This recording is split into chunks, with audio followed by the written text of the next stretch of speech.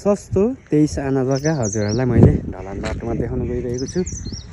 यो चाहिँ ठ्याक्कै यताबाट गर्ने साँखु पनि पुग्छ भने यताबाट नगरकोट, यताबाट चाँगुदेखि 1 किलोमिटर उत्तरपट्टि मात्रै पर्छ भने जग्गा चाहिँ यो घरको छाप्रोदेखि यो घर मुनि अनि ठ्याक्क यो बारेर राखेको भाटासम्म पर्छ। यो भाटाहरूसम्म उतापट्टि चाहिँ त्यो प्लास्टिकले बारेर राखेको त्यो छाप्रो घरहरूदेखि यता माथिल्लोपट्टि चाहिँ तपाईँको वाल लगाएर राखेको छ।